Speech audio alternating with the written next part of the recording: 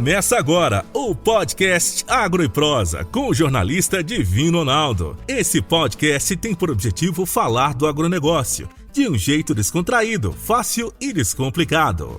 Com vocês, Divino Ronaldo e o Agro e Prosa. O meu entrevistado de hoje será Alex Calef, diretor executivo da Agropermuta, e o tema da nossa entrevista será a importância do crédito no agronegócio.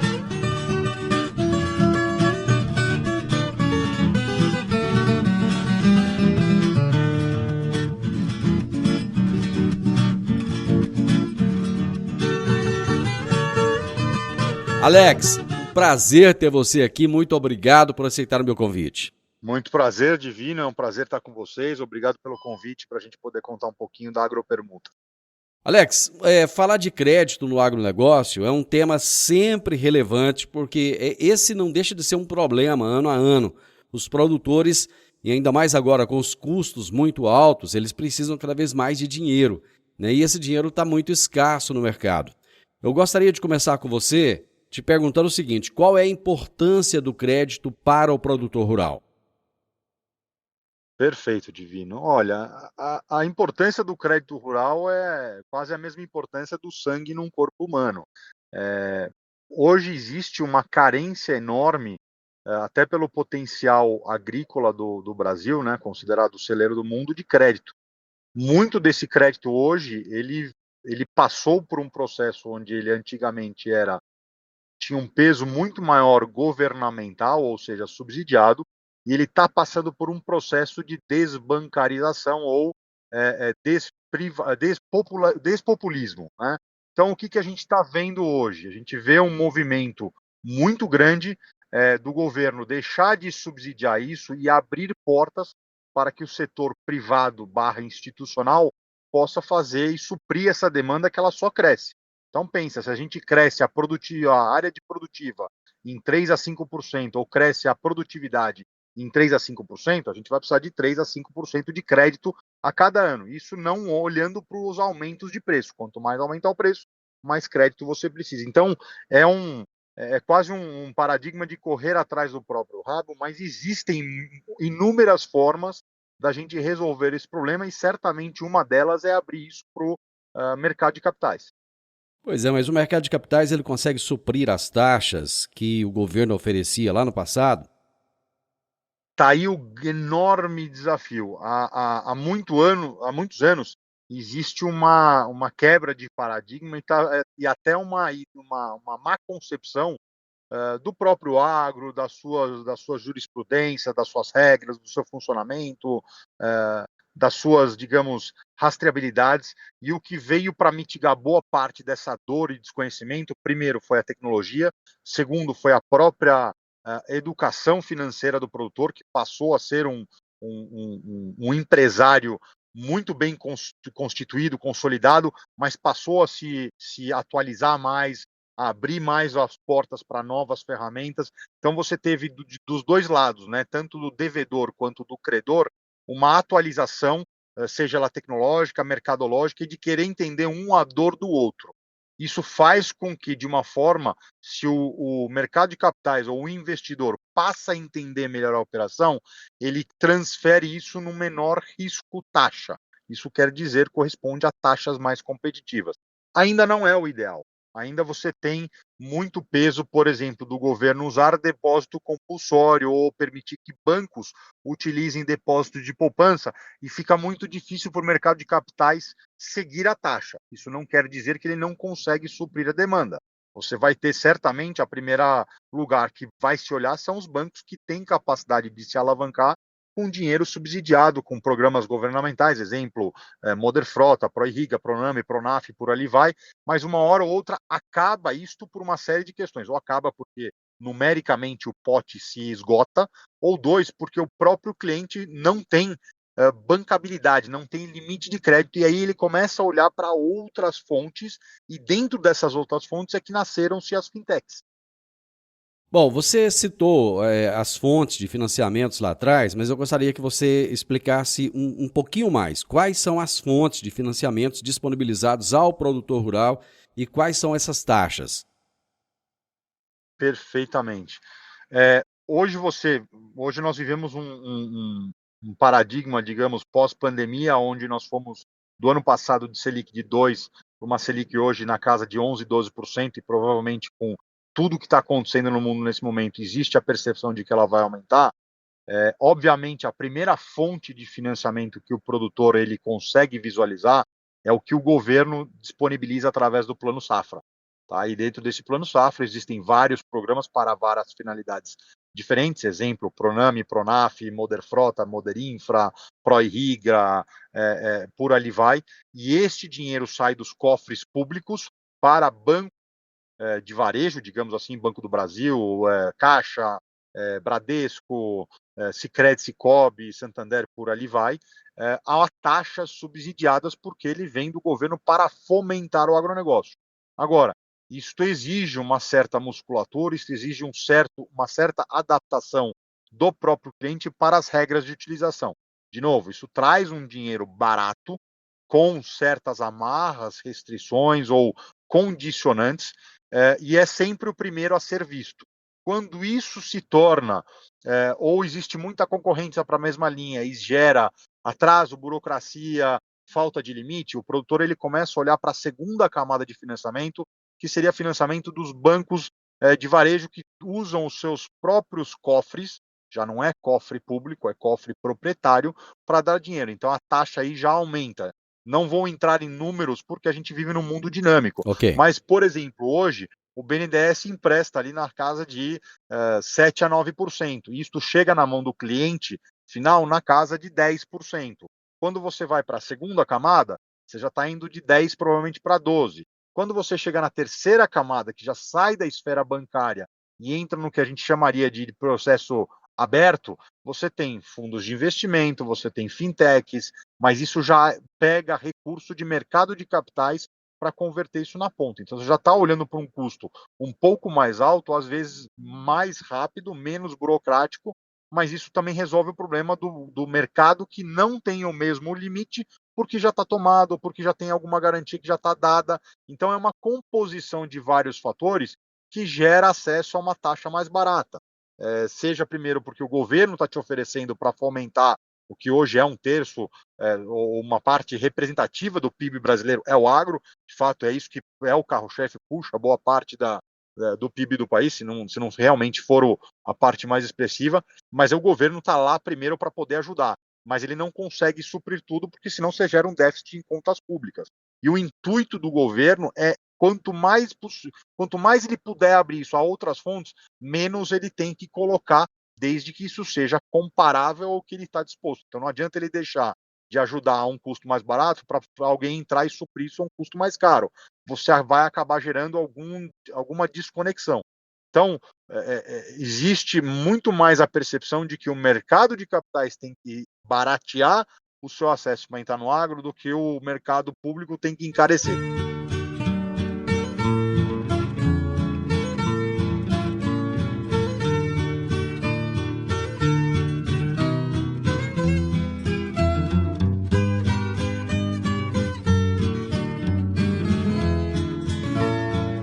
Alex, no primeiro bloco você citou algumas vezes a palavra fintech. Talvez para muitas pessoas essa seja uma palavra que não tenha sentido, porque é um termo relativamente novo. A agropermuta é uma fintech. O que é exatamente uma fintech? Perfeito, Divino. Uma fintech, até pela composição da palavra, é financeiro com tecnologia. O que uma fintech traz diferentemente ao banco, primeiro elas atuam na mesma área, né, que é oferecer soluções financeiras ao cliente. A fintech simplesmente faz isso com uma estrutura mais enxuta, mais rápida, usando o advento da tecnologia para tornar isso uma experiência mais, primeiro ela digital, mas uma experiência mais fluida, ou seja, tira aquele conceito antigo de papel e carimbo, né? Então hoje você tem aquilo tudo digitalizado. Isso não quer dizer que os bancos não estão acompanhando isso, mas a fintech faz isso, ou se faz valer da noção de que ela faz isso de uma forma mais rápida. E ela vem para suprir um mercado que hoje existe um descompasso entre oferta e demanda. A sua empresa criou 2 produtos, que é o Compra Programada Planejamento e o Compra Programada Financiamento. O que são esses serviços? Perfeito. A compra programada, no sentido amplo da palavra, a gente tende a mostrar para o produtor rural, primeiro, existem mais opções do que os bancos tradicionais. E aquilo é uma coisa que se carrega de geração para geração, onde você tem grandes bancos que sempre foram parceiros, mas hoje você tem outras opções. Então, quando a gente fala de compra programada, é que a gente entende que na área que a companhia agropermuta atua, existe um certo planejamento ou programação antes de mais nada. A agropermuta ela só atua na área de investimentos. Então, nós não atuamos na parte de custeio. Por várias razões, mas a mais emblemática é que a gente entende que hoje a área de investimentos ela carece outras opções, coisa que você já viu esse fenômeno florescer na área de insumos e de custeio. Hoje você tem os bancos, você tem banco A, banco B, banco C, e você tem as fintechs, você tem os fundos de investimento, você tem fundos de estrangeiros, todos olhando para a questão de custeio. Por quê? Porque você está lidando com um prazo safra, é um prazo diminuto, você está lidando com algo que é relativamente elástico, ou seja, a oferta é elástica, você tem várias revendas, a diferença é se o produtor vai para a cidade 1 ou cidade 2, às vezes na mesma cidade você tem uma revenda, 2 ou 3 revendas que têm o mesmo produto, briga-se por preço, então todo mundo olha isso porque é um mercado que, de novo, ele é o ponto principal, se o produtor não tiver insumo, ele não planta. Ao mesmo tempo, nós entendemos pela nossa tese que se o produtor não fizer investimentos no seu maquinário, na sua tecnologia, na sua sustentabilidade, nada adianta ele ter a melhor semente se ele não tiver a melhor máquina, se ele não tiver o melhor emprego de irrigação ou de fontes hídricas ou de energia renovável, ou não tiver um implemento mais eficiente. Então, escolhemos no início da concepção da companhia trilhar um caminho talvez mais árduo e que hoje não tenha tantos participantes, mas a gente entende que é um mercado tão grande ou maior do que a própria área de custeio, e de fato vai gerar concorrência, e isso é extremamente salutar. Tá? Quando nós montamos o compra programada, porque a gente entende que nenhum produtor ele não se programa para comprar um bem de consumo. Exemplo, o produtor não acorda de manhã e fala, vou comprar um trator hoje. Não, é algo que ele planeja, ele se programa, ele estuda, ele faz a viabilidade econômica, de alguma forma ele vê que aquilo faz sentido ou não, dispor deste capital ou tomar este crédito, porque aquilo lá na frente vai se pagar ou vai gerar um benefício para ele. Então é nesta linha que desenvolvemos um produto que chama-se compra programada. Aí dentro deste conceito de eu vou me programar para comprar, você tem 2 verticais. A primeira é o compra programada planejamento e o segundo é compra programada financiamento. O planejamento é algo muito similar ao vou criar um fundo de reserva ou vou me antecipar à minha necessidade de constantemente estar trocando o meu maquinário, muito similar ao que a gente faz com o celular, muito similar ao que a gente faz com o computador. Aquilo se torna obsoleto, aquilo se torna muito caro ou para manter ou ele não está dando o resultado desejado. Então, o compra programada planejamento veio para suprir essa necessidade. Exemplo, hoje eu compro um carro sabendo que daqui 3 a 5 anos ele talvez seja obsoleto, ou ele fique velho, ou ele fique muito usado. Então, se eu me planejar para que lá na frente eu tenha já crédito adequado para comprar este produto, ele vai me sair mais barato, ao invés de eu esperar eu ter aquela necessidade imediata e ter que tomar uma decisão financeira com imediatismo que às vezes vai me custar mais caro. Isso se traduz em taxa. Se eu olhar paralelamente para o compra programada financiamento, ele tem o mesmo objetivo, mas ele substitui e resolve o problema de imediatismo, ou seja, no planejamento eu compro pensando lá na frente, no financiamento eu compro pensando no hoje e agora. Então o financiamento ele tem conceitos de substituir ou de ser comparável ao financiamento bancário comum. Eu compro, dou uma entrada e, portanto, recebo o produto hoje. O planejamento é, eu começo a pagar e recebo o produto lá na frente com uma taxa de juros mais barata. Aí você pode dizer, olha, legal, o financiamento está muito claro, mas o planejamento parece um consórcio. Parece, mas não é. Primeiro, nós não somos uma empresa de consórcios. Segundo, para que um consórcio ele tem uma série de coisas que, de novo, ele é muito bom como uma reserva de recurso ou uma geração de um patrimônio futuro, mas o consórcio ele traz incerteza. Ele depende de sorteio de loteria federal para você ser contemplado. Segundo, ele precisa de um grupo para você poder fazer aquele consórcio. Terceiro, você não tem uma coisa que o produtor ele adora, chama-se previsibilidade. Hoje eu sei quanto eu vou gastar, hoje eu sei quanto eu preciso pagar. Se ele tiver essa previsibilidade, ele pode se planejar para fazer a coisa que ele mais sabe fazer, que é vender o seu produto, seja lá soja, seja o milho, seja a pecuária, seja o algodão, seja qualquer que seja a cultura. Então, dentro da companhia, nós temos produtos para abordar e resolver cada tipo específico de dor, seja a dor de planejar ou seja a dor de receber o produto hoje. Por isso que a gente desenvolveu 2 produtos distintos. Eles têm o mesmo esqueleto, são pequenas condições que mudam a aplicabilidade dele. Então, só para ficar mais claro, o produtor ele não tem que aguardar uma contemplação. Ele não tem que aguardar na contemplação, primeiro, no compra, planejamento, financiamento. Ele dá uma entrada de 30% da carta e recebe o recurso total. É muito similar ao que ele faz hoje com o financiamento bancário. Ele tem que dar a entrada para o fabricante e depois ele vai buscar o financiamento no banco. Isto às vezes gera um descompasso, porque ele já deu a entrada e não tem o financiamento e aquilo não resolve o problema dele precisar do bem hoje. Se ele faz isso através da nossa plataforma, ele está integrando este fluxo e não se expondo a um risco temporal, falta de limite, burocracia, retardamento de processo para poder ter aquele produto que é o que ele precisa. Ele precisa do trator ou da colheitadeira agora. O planejamento, ele compra uma carta de crédito, que é o compra programada planejamento, pensando que lá na frente, para o produto que ele comprou hoje, ele vai precisar trocar.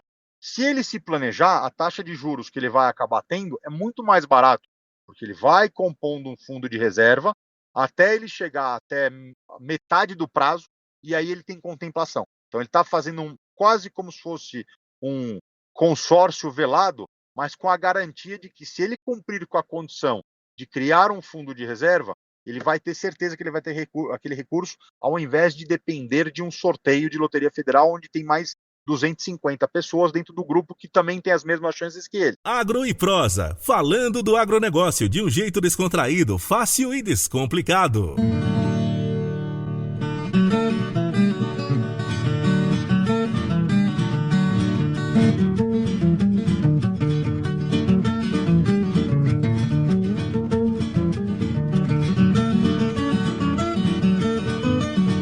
Alex, muitas vezes o produtor é bem tradicionalista. Ele ainda gosta de ir na agência bancária, ele gosta de ter um gerente da confiança dele, ele gosta de receber a visita do gerente dele lá na propriedade rural. E nesse conceito da fintech, esse contato ele já não existe. O produtor ele já assimilou esse novo conceito e ele tem sido bem recebido pelos produtores rurais? Ótima pergunta, Divino. O que a gente vê, antes de mais nada, é que hoje o produtor ele já se digitalizou. Essa digitalização ela vai até um certo ponto, mas a cada dia ela aumenta. A cada dia ele vê uma oferta, uma gama de serviços, desde compra de insumos até redes sociais, até a própria informação 100% digitalizada e acessível a ele. Tá? Então, é o mesmo fenômeno que a gente viu com a Bolsa de Valores. Antigamente existia o pregão com 200 mil pessoas lá dentro, e hoje você tem aquilo tudo digitalizado. É uma questão de adaptação, mas eu acho que o produtor é uma pessoa extremamente afável a isso, ele entende que aquilo só traz benefícios para ele. Tá?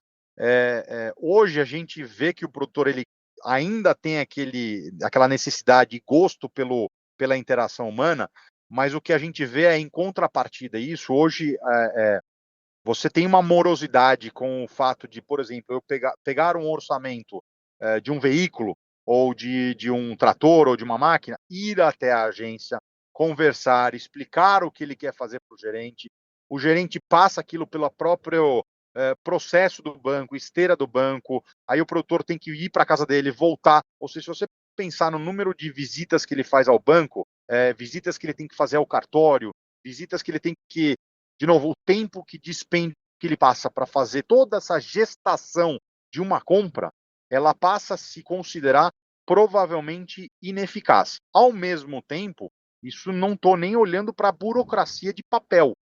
Hoje os bancos já estão se digitalizando, hoje a assinatura de documentos ela é digital, mas você ainda tem uma diferença de tempo hábil entre um banco comum e uma fintech. E é isso que a gente se propõe a entregar para o produtor, é algo que ele possa fazer à distância, sem levantar da casa dele e sequer ter que ir no cartório. Então, hoje, muitas vezes, a gente entra em discussões com produtores, e eu acho que estar no campo faz toda a diferença, ouvir o produtor, etc. E a gente vê que o produtor ele fala: olha, eu recebi o financiamento do banco, a taxa tal. Perfeito. A coisa que a gente mais pede para o produtor é: veja primeiro qual é seu custo total. Isso quer dizer, pegue a taxa do banco, some os gastos indiretos, então, encargos, tributos, taxas, especialmente o IOF, que todo mundo esquece, porque ele é retido do valor que é ser liberado. Segundo, olhe para quanto você vai gastar com o cartório, não só no registro, mas na obtenção da certidão, nos registros das garantias. Se você somar tudo aquilo, você está pagando muito mais do que efetivamente você viu naquele número inicial. 8, 10, 12, o que seja. O teu custo total é sempre maior. É normal, é algo habitual, é só uma questão de estar atento. Quando você entra para o mundo de uma fintech, como o nosso propósito é facilitar a tua vida, nós fazemos a apresentação reversa. Eu já te falo, olha, tá aqui tudo que você vai gastar. E o senhor não tem que levantar da cadeira para fazer nada. É uma questão de ter a interação, talvez sistêmica ou digital, com um ser humano do outro lado, mas de forma digital, não presencial, mas que vai resolver o seu problema da mesma forma, ou seja, o objetivo aqui é dar crédito ao produtor de uma forma competitiva, mas que aquilo, primeiro, seja rápido, fácil e que não traga burocracia. Aí a gente entra em uma série de outras questões técnicas. Por exemplo, o produto da agropermuta, ele não toma o limite de crédito do produtor. E o limite de crédito é uma coisa intangível. O quanto vale para um produtor ter crédito ou não? Na hora que você tem o banco te oferecendo, aquilo é uma coisa que tem pouco valor.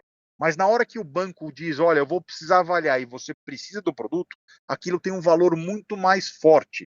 Então a gente entende e tem uma dificuldade natural de explicar que o limite ou não tomar o limite é importante, porque no final do dia a gente está deixando, digamos, o prato limpo para o produtor se endividar com outra necessidade dele. Exemplo, um outro investimento que nós não conseguimos financiar ou um custeio, ao invés de se alavancar mais e mais, quanto mais ele se alavanca, mais taxa de juros ele vai pagar. Então, se a gente pode tirar isso da mesa e deixar isso, digamos, em stand-by para o produtor, acreditamos que a gente está dando algum benefício para ele em olhar para o nosso produto. De que maneira que esse produtor vai simular esse crédito e vai verificar se ele se habilita ou não a receber o crédito? Perfeito. Ótima pergunta. Hoje ele faz isso ainda com uma interação via WhatsApp. Futuramente, nos próximos 20 dias, ele vai fazer isso online. Ele vai poder entrar num simulador, colocar o valor do que ele precisa, que está atrelado a um bem. Então, por exemplo, eu quero um trator de 300 mil reais, ou eu quero uma colheitadeira de 2 milhões de reais. Vai poder colocar algumas informações que mostram a capacidade produtiva dele, tá? Que é, de novo, um alicerce do nosso crédito, e ele vai poder apertar um botão e aquilo vai gerar uma simulação para ele. Se ele gostar da simulação, aperta outro botão e continua e começa a esteira de crédito para aprovação daquela simulação, olhando para a história de crédito que o produtor conta. E aquilo é uma coisa muito forte que a gente vê que nós, da Agropermuta, fazemos diferente. O que é o alicerce da nossa garantia? De novo, o produtor é uma pessoa que ele não tem as mesmas coisas que grandes corporações têm, porque ele não tem essa estrutura. Isso não quer dizer que ele não é uma empresa bancável. Então, a gente olha para a coisa mais importante que o produtor tem, a sua produção.